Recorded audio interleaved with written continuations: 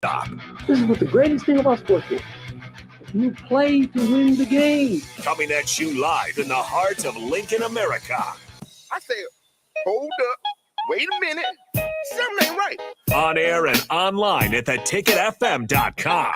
Here are your hosts, Jake Bakoven and Enrique Alvarez Cleary. Oh, what a day to be alive. The Huskers are just one day away from claiming the top of the Big Ten West all alone. I guess they'll need a little bit of help from, what is it, Minnesota? To help out with that? And a little help from who would have thought Husker fans have to ask PJ Fleck for help? Well, how painful is that? I don't think it matters too much for the staff or fans or whatever to be on top solo. The staff and the players, that's fine, whatever. But for the fans, they'd love it. They would love it. So every Husker fan out there, you know what you're doing before the Husker game? You're watching that Minnesota-Illinois game, and you're rooting for the Gophers. PJ Fleck. Yep. PJ Fleck is your favorite person for however many hours on Saturday until the Husker game starts. Hey, I've said it before, and I'll say it again. I think it makes a little bit of sense, maybe, if you're looking to right the ship, to look around the division and look at the guys that have been doing it. Look at the guy who knows ships. Yeah, the guy that rows boats and ships. You know, he knows watercrafts. That's right. PJ Fleck, Brett Bielema. That's, in my mind, Brett Bielema can't fit in a watercraft. That should be two of your top candidates out there. But we'll see how that goes. So why? I'll pay close attention. Why? Because they win in the Big Ten West. They win the way that Nebraska. But do they win outside of the Big Ten West? Well, the Big Ten West might not even be a thing. It might not. Well, it might be if they split it up. I saw like a mock something or another for the Big Ten in the future. Yeah. Big Ten West still a thing, but it was USC, UCLA, Oregon, Washington, Iowa, Nebraska. Yeah, that might change a little bit of what you're looking for. And then there was a Big Ten Central, and then there was a Big Ten East. So three Divisions. divisions. Very interesting. They can all play for the championship against one another. Three teams. The Big Ten Central would be a bloodbath. I think both Michigan schools, Ohio State. I think there was a Purdue. Illinois, Indiana, maybe. I think those were the schools in the Big Ten Central, and I was like, Wisconsin, I think, was in there as well. Just a bloodbath. Maybe Ohio State was in the Big Ten East with like Penn State and Rutgers and Maryland. Yeah, whoever the hell else is out there, but it just looked like a bloodbath. It did not look like fun at all. And I was like, yeah, Nebraska gets the good end of the stick there, although you get your four West Coast teams. Yeah, I think they are going to get one way or the other. It's going to be interesting, and it would be nice to know for future planning, if you're looking at philosophical hires, what your future schedule is going to look like. But that's not something that Nebraska gets to do. Nope. That's part of the trouble of kind of being down in this particular year. But let's go ahead and bring on Bryan Munson of Husker Online, as we do every Friday, to prepare us for the Nebraska game. This week it's Nebraska-Purdue, and we'll talk about that here in a second. But first, what everybody else is talking about, what everybody's been talking about. Bryan, we've got to ask you about the black shirts being taken away for the rest of the season. Do you see this as a big deal or not? Not really. I mean, I understand it. I mean, I think the black shirts thing is wonderful. I think the fact that it was kind of birthed out of this kind of need to contrast, the different the different units of defense, and the black jersey went to the top level guys. We could have been very easily talking about the blue shirts or something else. It's such an out of luck kind of thing. And I know it's a wonderful tradition, and I know everybody gets really pumped up when it comes to talking about it, but I think we would all agree that these guys typically play hungrier and respond very, very well when things have been taken away from them, and they're still trying to establish that identity of being worthy of putting on that black shirt and claiming to be like the number one guy at his position, on that particular team. So not a big, not too distraught over them being taken away for the rest of the season. I think it also kind of clears a path, I think, for the coaching staff to say, we don't want to talk about that again. We're in the business of winning games, and we've got to knuckle down right now, because they're heading into some, with the bye week coming up. They still are heading into this stretch of Big Ten games, and they could potentially, get to bowl eligible, and they got a very good chance, like you had mentioned before, to be leading the West, here at the end of Saturday. So there's a lot of things that they're still playing for that I think a lot of people are looking past when it comes to the head coaching search and how recruiting is coming together, et cetera. Yeah, it's fascinating to see how, all of this is playing out week to week. And Nebraska's got another challenge here out in front of them with the Purdue Boilermakers. Obviously, a 14, I think it's down to 13.5, whatever it is. The point spread pretty big for Purdue on Purdue's side. Do you kind of get that feeling when you just, from the outside looking in, does that seem about fair? I'm not asking you to predict the game, but some people thought that was kind of big. But at the other point, I think we could all agree if they play like they did against Rutgers, against Purdue, it probably won't turn out with a victory. Yeah, I agree with that too. I mean, Nebraska did not come out firing on any cylinders at all on Friday night against Rutgers. I know that was on the road, and they got back to at least shutting them down in the second half and putting enough points on the board at least to get the win. But it wasn't beautiful. It wasn't sexy. It wasn't clean. There were so many other things that you can kind of say about that, but they got the job done. And I think that that's still a confidence builder. And you needed that to kind of get ready to at least go into Purdue, because this is going to be a tough test. You're facing a 6-year quarterback who is probably looking at, having some sort of a pro career once he leaves college football. They are dinged up. They're banged up. There's no doubt about it. They got injuries on both sides of the football. One of the things, of course, that benefited Nebraska against Rutgers was having a couple of receivers out. Oh, actually, that was Indiana. But you had an injury to Vedral, and you had a couple of injuries to wide receivers against Indiana. So you've had these things that have kind of played into your favor the last couple of weeks. But you're going to have that possibility again on Saturday night. It's just, this is a little bit different team, and I think that you also have to look at that. The experience that's there on the coaching staff. And is the last name Brome? That's how you pronounce his last name, right? Brome, yeah, yep. Yeah, he is an incredible play caller, and he has a way of kind of dialing up a game that will challenge Nebraska. And I think he knows what he's up against. I mean, he's got an interim head coach. He's got a guy that's replacing, the previous defensive coordinator who's done a pretty good job. I'm sure they have a really good chance to go back and look at Nebraska and see what kind of adjustments that they've made the last couple of weeks.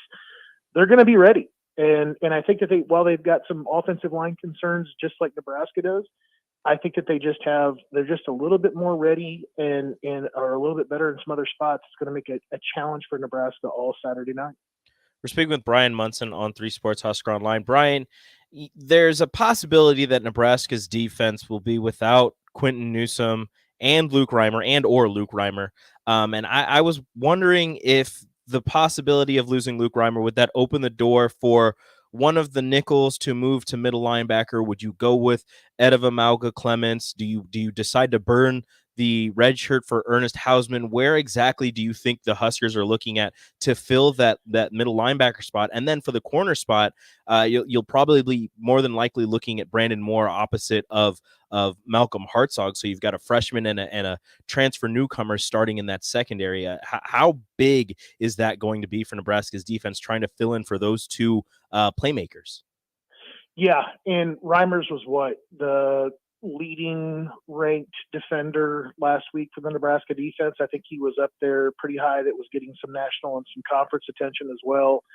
I think when some other professional eyes have kind of looked and evaluated the Nebraska defense, I think that they have been the most impressed with Reimer and what he is able to do, kind of sideline to sideline, and being a very active presence in there. So that's difficult, and I don't know how Nebraska kind of rolls forward. I think that there is some optimism that he could be ready to go on Saturday. I think it was kind of one of those things too, where I didn't even really kind of see it in the game at all, like where, he might have picked up the injury and essentially that had, was gone from that point forth. I just don't really remember like him being down or kind of seeing that thing happening.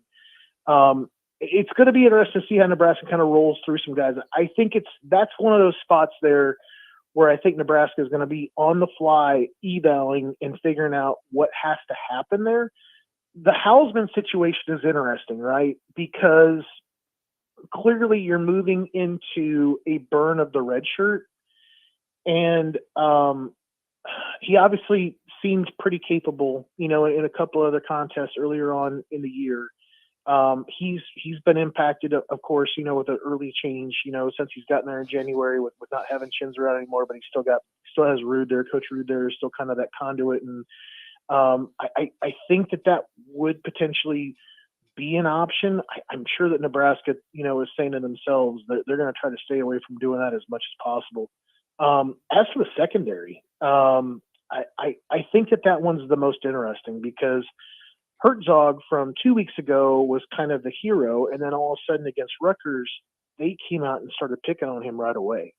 And although he was able to kind of close things out with kind of a game-ending interception against Rutgers, he had a rough night. And he went from being that guy that could return, a punt block and take it to the house and kind of give Nebraska this great momentum and was playing great, basically back there. I don't know how Nebraska beats Indiana, honestly, if Herzog doesn't respond to being kind of put into the spotlight. But it obviously then caught up with him the next week out there in Piscataway against Rutgers. And now all of a sudden you potentially are down a guy in Newsome, which I think people again are still kind of optimistic that he might be back. And you're telling Herzog they may not have a kind of security blanket behind him, to be able to pull somebody else off the bench to put him out there.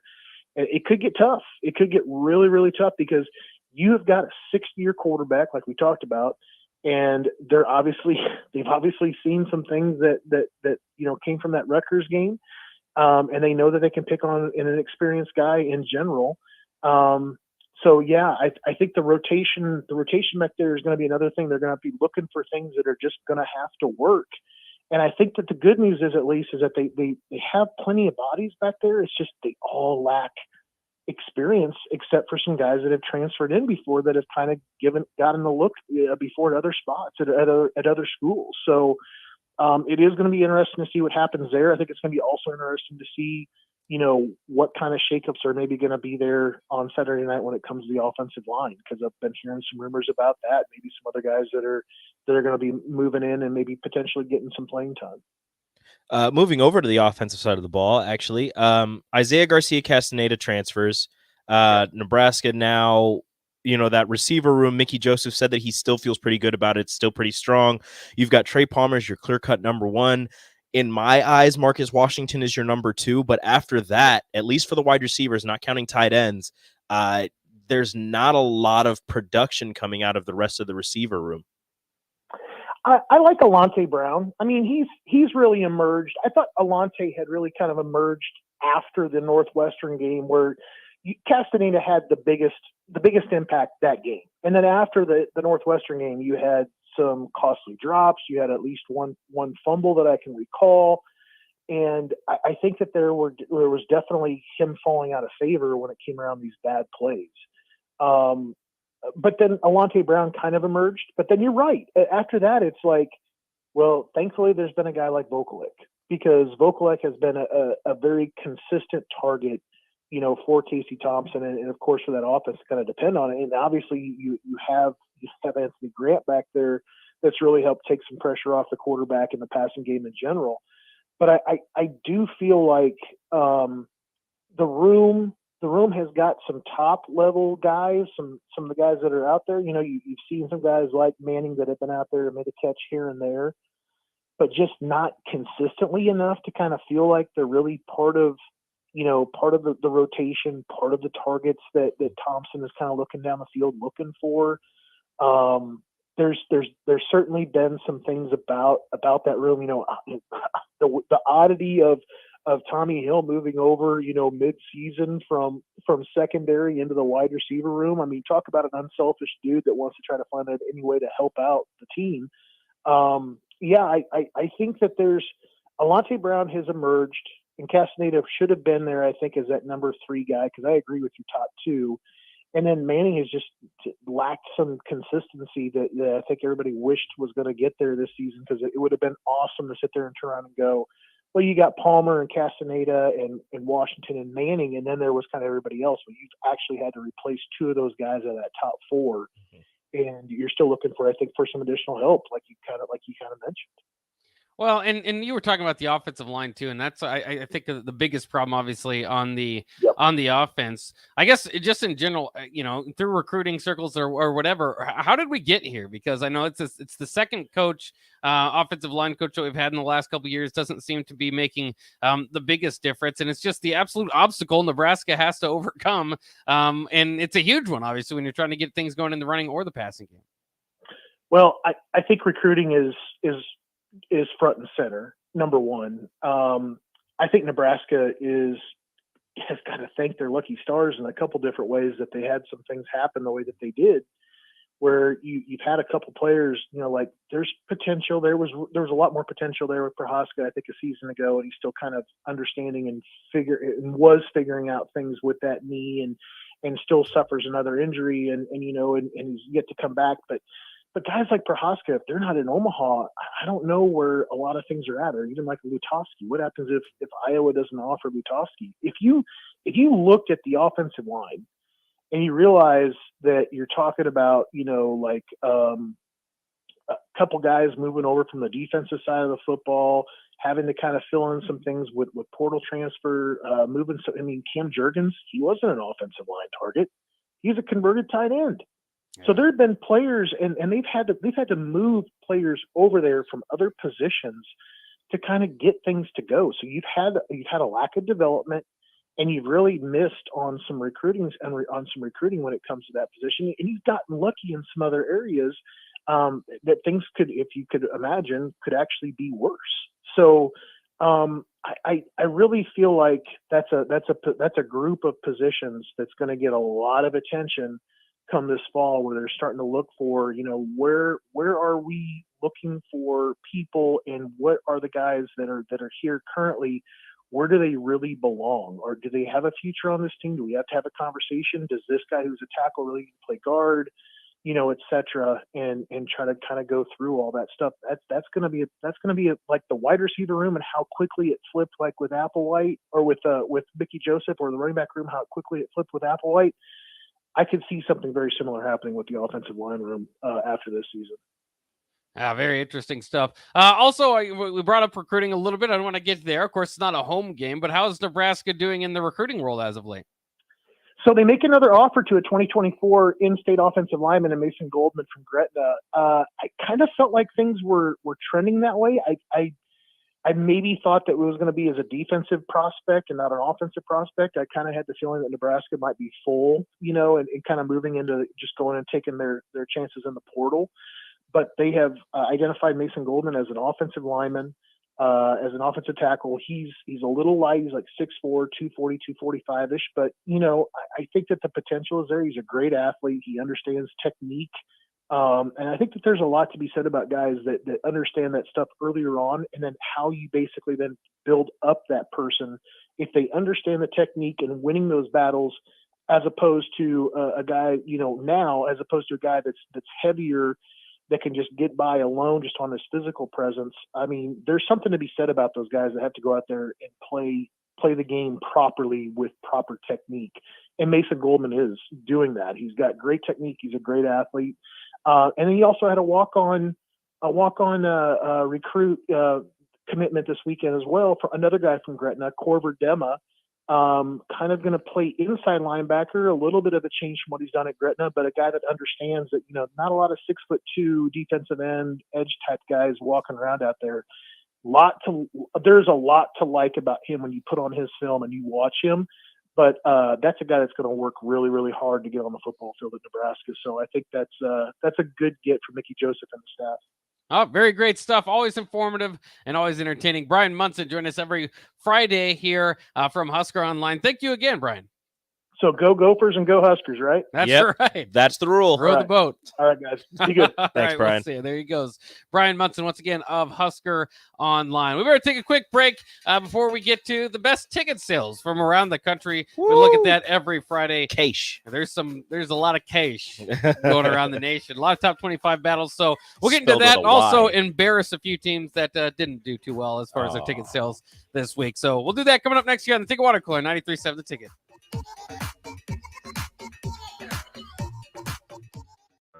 Seasons change, but your land stays the same. You need the right solutions to keep you moving. That's why you rely on Acres Equipment, your Nebraska-owned premier John Deere dealership. Whether you're harvesting, protecting your crops, feeding the herd, maintaining your lawn, improving your business, or letting off some steam, Acres has what you need to get the job done.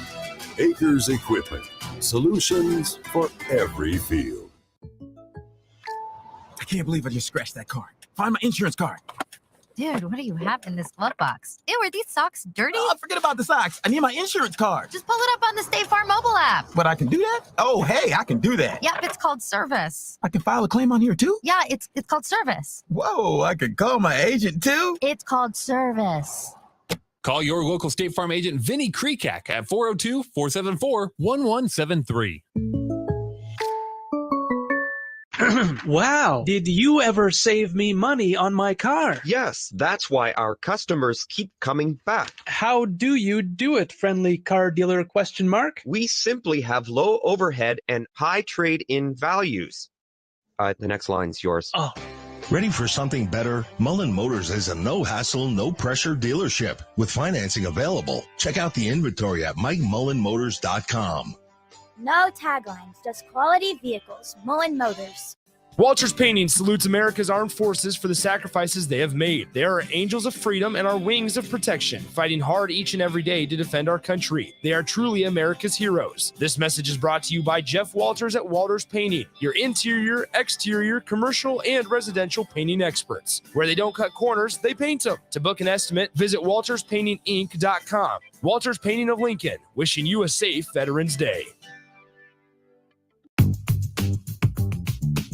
Sandhills Global is hiring. Check out sandhills.jobs for more information. Sandhills is looking to fill hundreds of new openings in sales, traveling support, software development, web design, and more. Sandhills has a professional culture and is fast-paced with a focus on growth, innovation, and leading-edge technologies. Career and internship opportunities are available at our global headquarters in Lincoln, Nebraska. Apply today at sandhills.jobs.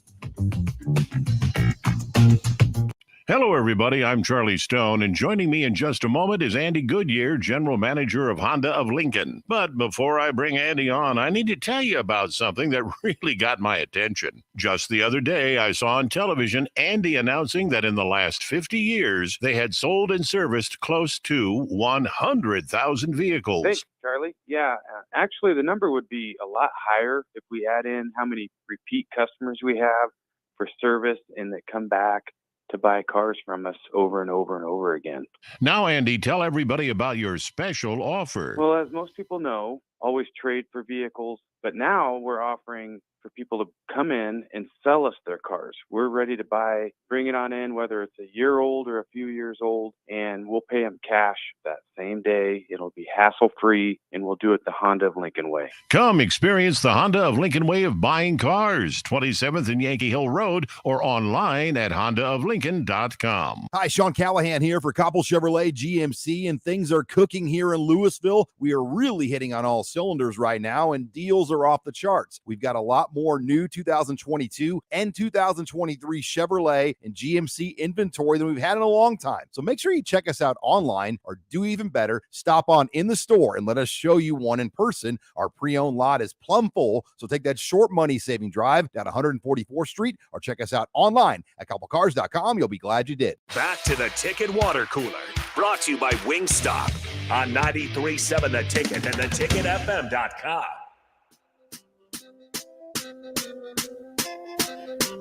I hate you sometimes. This is the Ticket Water Cooler here on 93.7 The Ticket. He only hates me sometimes. Just sometimes. You We're said- watching. We got you said the ALDS up on the screen behind me. You can kind of see it, even though I don't think you're supposed to. Yeah. But Yankees up 2-0 after Giancarlo Stanton 2-run home run. Scored him and Rizzo, I believe. Yeah. Top of the third, Nestor Cortez pitching. 2 outs. Man on first. Doing pretty good. Is Nestor Cortez homegrown or not really? I don't know where Nestor's from. Yeah. I think he might be from New York. He's that was played just- for the Yankees 2 separate times. Yeah. So this is his That second makes time. sense. Well, somewhat Second time, homegrown, yeah, at least. second time with the Yankees. Yeah, he's a Yankee. But yeah, no, it's a grand old time. The Yankees are doing great. And I just made a remark saying Yankees fans wanted Aaron Boone fired after last season. I said, Yankees fans are dumb. And Bach goes, yeah, that's something we can agree on. I'm a Red Sox fan, so things not going as fun for me. But I could still cheer against the Yankees. And so Kick that makes Terry it a lot of fun. Francona out. Yeah, I'll be cheering for Terry Francona at least. Let's look at our ticket sales from around the nation. Of course, a very interesting week. Yet some of the top 5 ticket price games I think you'll be surprised on. This is the get-in price in the secondary market. So this is the smallest amount you can pay. Let's start with the top games. I think you can guess which the top game is going to be. Alabama, Tennessee. You were reporting the other day some of what the ticket prices were going for, but that was not the get-in price. No, that was not. That was just probably the highest price tickets. More you than could likely. get. What do you think the get-in price for Alabama, Tennessee is? It's the highest of the year. Is it over 200? It is. Is it over 250? It is. Is it 287? No, it's still over that as well. 3. Over. 350. A little less than that. 330. Yep. 9. No. 333. Dang it! Very good guess though. That's quite a bit to go see that game. But Tennessee fans are crazy, and that's what I keep Goodness saying. For college gracious. football fans, I am happy for 333. Tennessee. Yeah, that's a lot of money That's for a lot one of- ticket. It's a lot of threes. Yeah, and if you go if you go twice, bring somebody along. Evil. You're evil. Then maybe Alabama loses. Well, then, yeah, who knows? I don't know how this works. How about the second? It drops significantly from there. Don't worry. There's not like 300. I don't even know what the next game would Well, be. you wouldn't even. It's a surprise. Think of a battle traditionally for the basketball court. The best rival in basketball. The best rivalry. Yeah. rivalry in basketball. Duke, North Carolina. Yeah, that's exactly it. I know that. How much do you think Tobacco to Road. get in there for that one? Significantly less. Significantly less, but still high for Duke, North Carolina football. 1. Yeah. 3. No. 4. No. 5, Less. 20. 120 exactly. How'd you do that? I'm so good. You were perfect. North Carolina Duke. Would you pay 120 to go watch that No. football game? Neither of them are ranked, but they're both Goodness doing gracious, well. no. Does Duke still only have one loss to Kansas? I believe they lost to Georgia Tech as well. Losers. Georgia Tech, their interim coach, 2-0. Georgia Tech, the other basketball school. I Obviously. don't know what I would say Georgia Tech is. Used to be triple option school. Not even the RIP. Russell school anymore. Yeah, they Sad. ditched that They're getting too. rid of everything. Who are you, Georgia Tech? You need traditions. Penn State at Michigan comes in at third. That's a big noon game. That's $117. USC Utah, $83 to get into that one. I'd go to that one. And this one's a surprise. The 5th highest price ticket across the land and the secondary market is Ole Miss Auburn. no. Colgate Army. You're getting close. Miami, Virginia Tech. No, it is actually Oklahoma State TCU. in Corvallis. Corvallis? That's right. No way. Washington State, Oregon State will cost you $74. That is the 5th highest ticket? That's the 5th highest ticket. I was looking at some of these games. That's disgusting. Why is that Yes. happening? I don't know because the Oregon State fans are going crazy. That's a battle of 2 4-2 teams. Yeah, 4-2. I guess 2 wins so. away from bowl eligibility. Yeah. By the way, Purdue, Nebraska, the get-in price right now, it was like at $70 earlier in the week. It's down to like 50. So you might be able to get in there. Gold uniforms. What do you think about Purdue's gold uniforms? Weird to break them out against a struggling Nebraska team, but sure, go ahead. Yeah, kind of strange, but they are jacked for this game. You do you, Purdue. I'm not going to hold you back. The lowest price tickets across the land. I'll go through a few of those. Shame on Oklahoma, who sold out their spring game. $22 to get into the Kansas-Oklahoma game. Wow. That's probably the lowest it's been for a long time. I'd go in to that Auburn. one. Kansas is good. Yeah. Well, at least one of them is. So there you go. 23 people could go to Well, I guess Iowa State, Texas is worse. That's $14 to get into Iowa State, Texas. Is it at Texas? It's at Texas. Yeesh. They're actually good. They are pretty good now. Shout out to Quinn Ewers. So 23 people could go with you to the Iowa State-Texas game for the same price of your one ticket to the Alabama-Tennessee game. I would rather watch Alabama-Tennessee. I would rather be selfish myself, too. 100%. And I'll go ahead and do that myself. All right, that'll wrap it up for the Ticket Water Cooler. We'll be back with reaction to the game next week. But, of course, the happy hour is coming up next to prepare you for Nebraska-Purdue. That's coming up next year on 93.7 The Ticket.